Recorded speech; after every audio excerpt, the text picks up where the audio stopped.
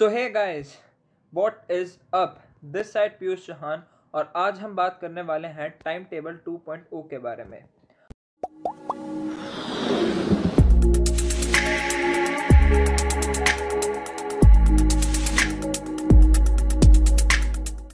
हम सभी कभी ना कभी टाइम टेबल ज़रूर बनाते हैं अपनी पढ़ाई से रिलेटेड। बढ़िया से 1-2 घंटा लगाते हैं उस टाइम टेबल को बनाने में, पर अक्सर जितना टाइम हम उसे बनाने में लगाते हैं उतनी देर उसे फॉलो नहीं कर पाते। अब पढ़ने बैठेंगे 1 घंटा बढ़िया से पढ़ेंगे मन लगा के, फिर जैसे ही आपका नेक्स्ट शेड्यूल आता है तभी अभी आ रहा हूँ 2 मिनट, मैं अभी आया 1 सेकंड, बस 5 मिनट दो मुझे, फिर मैं अभी आके इसे कंटिन्यू करता हूँ।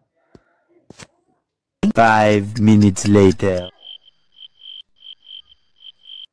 Much later that the old narrator got tired of waiting and they had to hire a new one.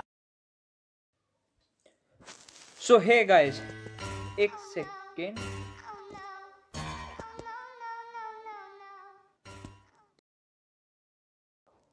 तो ऐसा ही कुछ आपके साथ भी जरूर होता होगा। कभी कोई आपको बुला लेता है तो कभी कोई घर पर आ जाता है, कभी ये कभी वो, कभी ये कभी वो, और किसी ना किसी काम में तुम फंस जाते हो और तुम्हारा पढ़ाई का टाइम हो जाता है उड़न छू।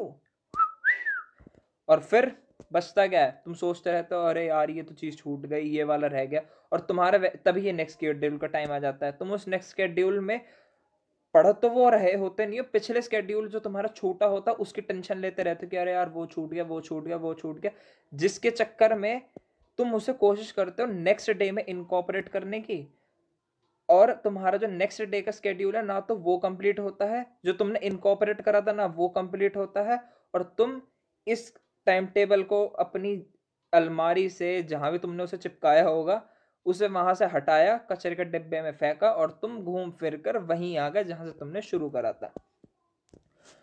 तो भाई साहब, ये टाइम टेबल वाला जो सीन है हमारा, ये फेल क्यों हो जाता है? तो जो मैंने फील करा है वो ये है कि ना एक हाईली रिजिड स्ट्रक्चर है।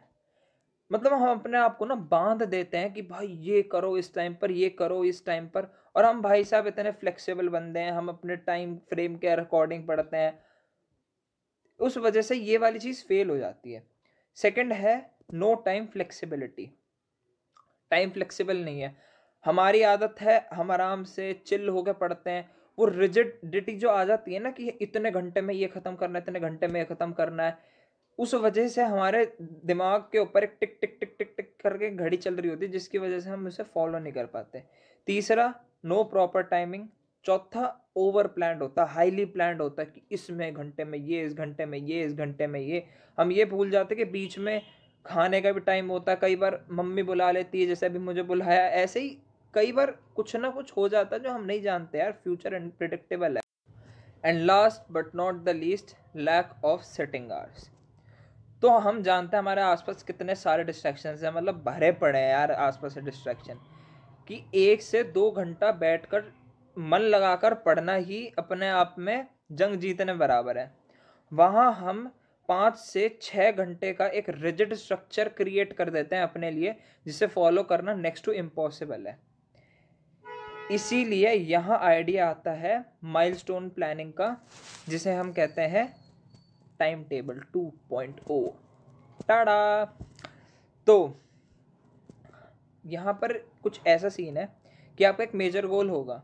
लेट्स से आपको 3 महीने में अपने बोर्ड्स का सिलेबस ख़त्म करना है, तो आप 3 महीने में अपना बोर्ड का सिलेबस ख़त्म करना चाहते हो, तो इसे आप छोटे छोटे माइलस्टोन में बांट दो। हर दिन की प्लानिंग करो and be easy on your self. तुम्हारी हैबिट अगर 2 घंटा पढ़ने की है, स्टार्ट विद 3 आवर्स, उसके बाद ग्रेजुअली इंक्रीज करो। ऐसे सिटिंग आवर्स प्लस तुम्हारा कंसंट्रेशन स्पैन दोनों बढ़ेंगे। डे प्लानिंग में you will just have to plan what you need to complete today. Time की फ्लेक्सिबिलिटी रखो यार अपने उसमें, हर चैप्टर सेम नहीं होता। एक को तुम 1 घंटे में भी ख़त्म कर सकते हो, तो वहीं कोई दूसरे चैप्टर को 3 से 4 घंटे भी लग सकते हैं ख़त्म करने में। इसलिए खुद को पर डे के हिसाब से टाइम लिमिट में मत बांधो। जो काम तुम कंप्लीट कर दो उसे टिक कर दो, और जो काम तुम ना कंप्लीट करो उसे वहीं छोड़ दो, डीमोटिवेट मत हो। नेक्स्ट डे की प्लानिंग करो और जो काम तुम्हारा छूट गया है उसे इनकॉर्पोरेट मत करना नेक्स्ट डे में, उसका बताऊंगा कि अभी क्या करना है। क्यों? क्योंकि you just lost one chance to complete that particular thing, so feel it. मतलब फील करो भाई, तुम्हें जब लगेगा ना कि टाइम हाथ से स्लिप हो रहा है, दिमाग अपने आप चलने लगेगा। तुमने देखा नहीं पेपर में, वैसे तुमसे एसएसटी याद नहीं होती और पेपर के टाइम पर लास्ट में आकर तुम पूरी रट्टा मार जाते हो पेपर में और ले आते हो 90 में से 80s में, जितने भी अब तुम्हारे जैसे चल रहा है सीन, उस हिसाब से देख लो। सो ये प्लानिंग इस तरह से करो कि तुम्हारा काम 2 महीने में ख़त्म हो जाए। अब आता है क्रक्स वाली बात, जो 1 महीना बचा है उसमें तुम्हें वो वाला पोर्शन ख़त्म करना है जो तुम्हारा बीच में स्किप हो गया था, प्लस तुम्हें रिवाइज भी करना है। At the end of 3 months you will achieve your goal, that's for sure dude। अब देखो एग्जाम्पल के लिए, अब तुम मेरी ना जेई प्रेप देखो, जब मैं जेई का मैंने एक बार सिलेबस जब मैं ख़त्म कर लिया था तो रिवीजन करना था। अब देखो वो कैसे करा था इनिशियली। हाँ ये भी बात सही है कि मेरे इनिशियली जो सेटिंग आवर्स थे वो इतने अच्छे नहीं थे। मैंने इस पर्टिकुलर मेथड को कई बार रेगुलरली फॉलो करा, जिस वजह से मेरे सेटिंग आवर्स 9 to 10 आवर्स तक स्ट्रेच हो गए थे। तो देखो पहले मैंने एक दिन प्लान करा, मेरा मैथ्स वाला जो पोर्शन था वो थोड़ा वीक था फिजिक्स और केमिस्ट्री के कंपैरिजन में, तो मैं उस पर ज़्यादा एम्फेसाइज देने लगा। जब मैंने एक बार पूरा सिलेबस ख़त्म कर लिया, जब सेकंड राउंड आया उसमें मैंने देखो वर्कलोड बढ़ा दिया अपना।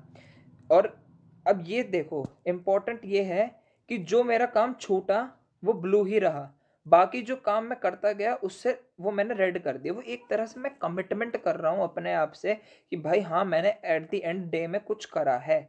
वो एक चेकलिस्ट की तरह है कि आपका ये काम होता जा रहा है, आपको दिमाग में सोचना नहीं पड़ रहा है ये हो गया ये हो गया ये हो गया। अच्छा लगता है कि आपने हाँ दिन में कुछ फ्रूटफुल काम करा है।